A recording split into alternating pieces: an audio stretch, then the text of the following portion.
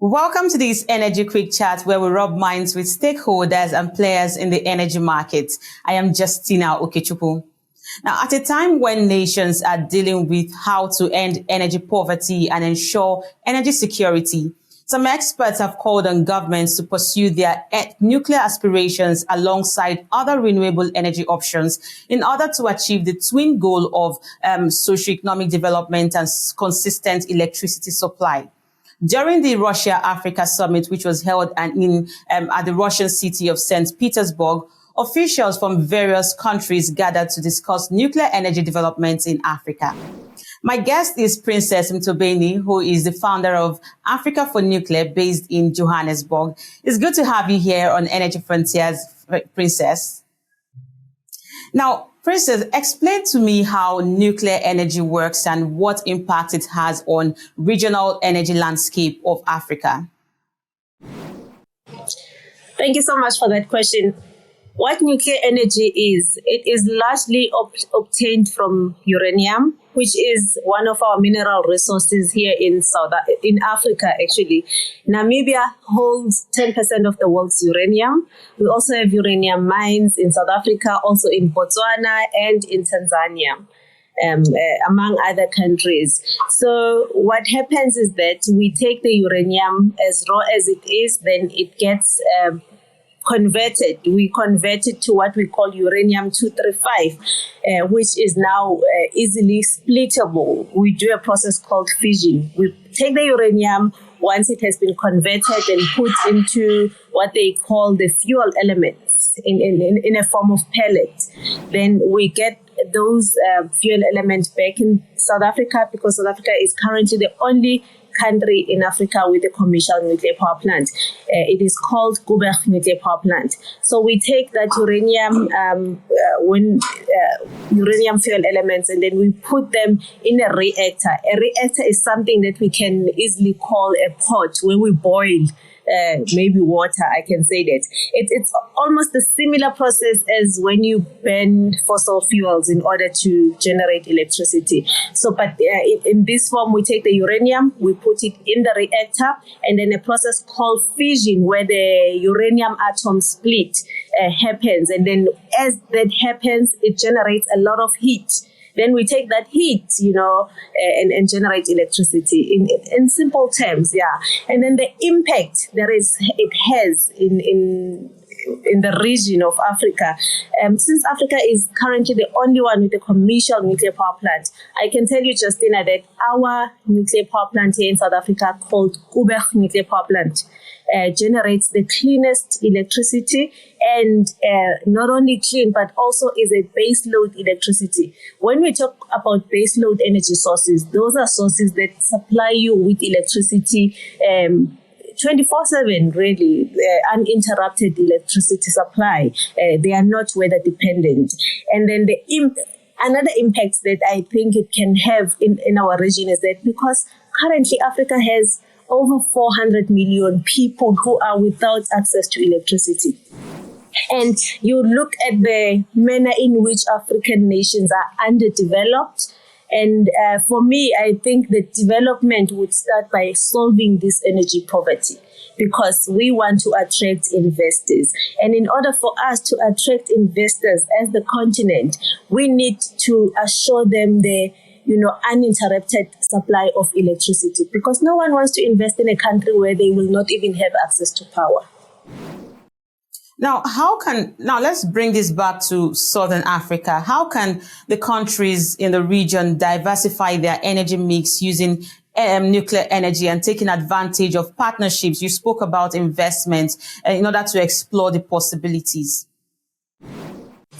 One thing I always advise our leaders to do is that when you plan for energy, you can't do it in isolation. I think the reason that we are at the stage or facing the energy crisis or poverty that we are facing as the African continent is because everyone wants to plan for energy in silos. It doesn't happen in Europe. If you go to Europe, their electricity, they are fed into what they call power pools. If Germany does not have electricity, they get it from France. If France doesn't have the electricity, they get it from Poland. That's what is happening. They have power pools. They're feeding into power pools. And so what I advise our leaders on the African continent is to also plan their energy in regional power pools, which they have been separated by the African Union, like Southern region power pools, Eastern, Northern, Western. And so that at least we know that when it comes to, having each other's back, in terms of electricity supply, it happens. Currently, a few countries in Africa, especially in southern region, they get their electricity from South Africa. South Africa, which is also facing their own electricity problem.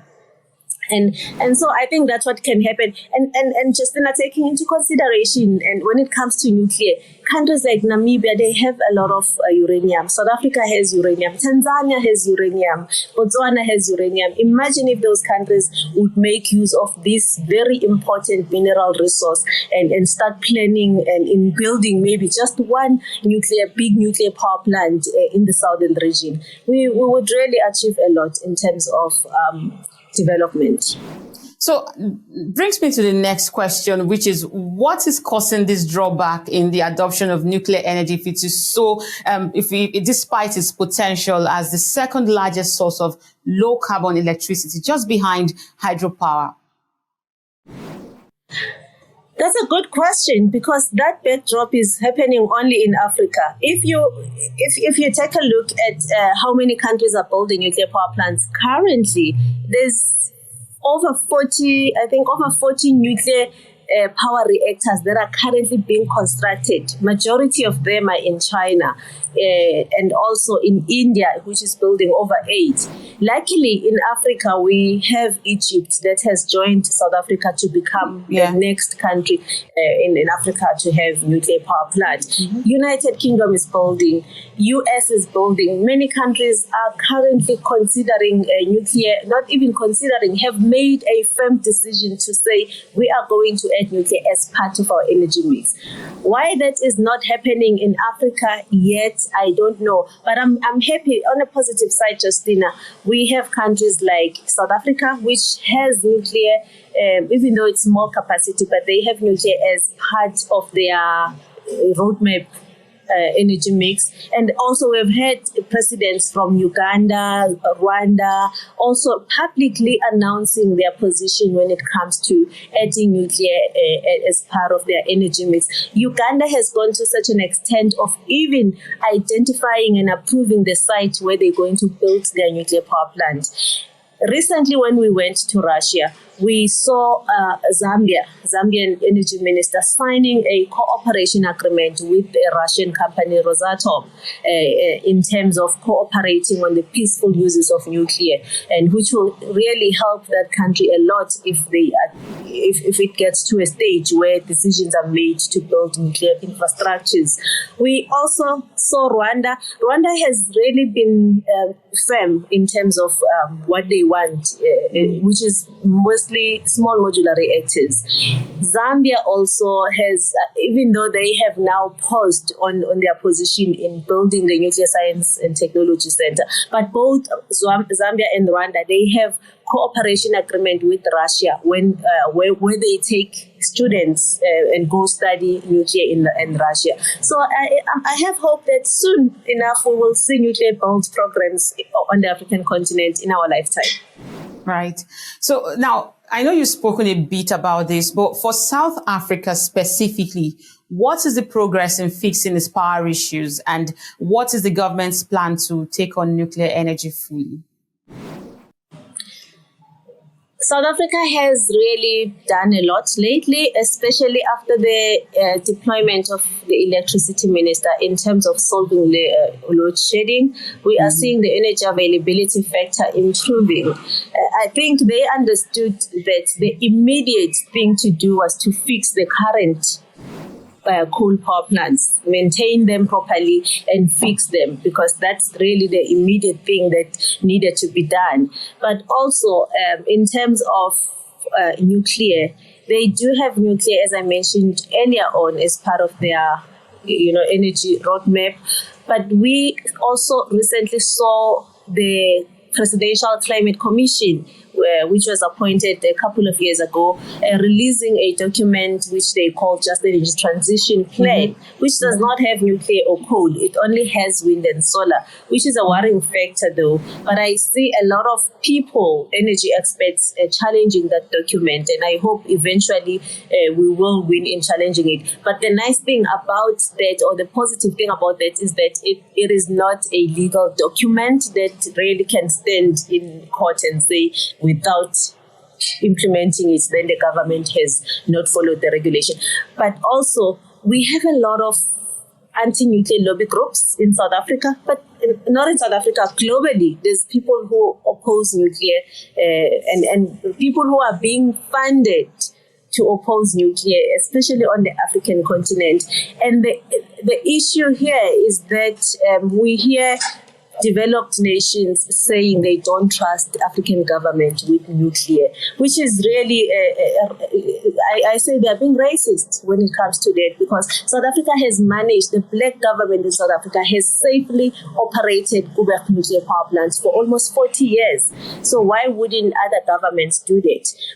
Talking about Koeberg, these anti-nuclear lobby groups, they still want Koeberg to shut down. They don't want it to operate for another 20 years, which what the parliament in South Africa has approved. So currently Koeberg is undergoing a refueling maintenance, and they are changing steam generators. By the way, the changing of steam generators in South Africa is happening for the very first time on this continent. And so there are quite a little bit of issues when it comes to finishing it on time, but it's understandable because this is a mega project. So we hope that once Unit 1 of Koeberg comes back to line, and then Unit 2 will be shut down and then also undergo the same process. And then once we have Koeberg coming, or 2 units coming back online, then Koeberg will be able to get the license to operate for the next 20 years, and the load shedding would be completely sorted out. Thank you. Thank you so much for those insights today. Princess Mthombeni, founder of Africa4nuclear, based in Johannesburg. Thank you so much. Thank you so much, Justina. And that's it on our Energy Quick Chat. Thank you everyone for taking time to watch. Make sure to comment, like, and subscribe to see more videos like this, and follow Frontier Africa Reports across all our social media handles. Bye for now.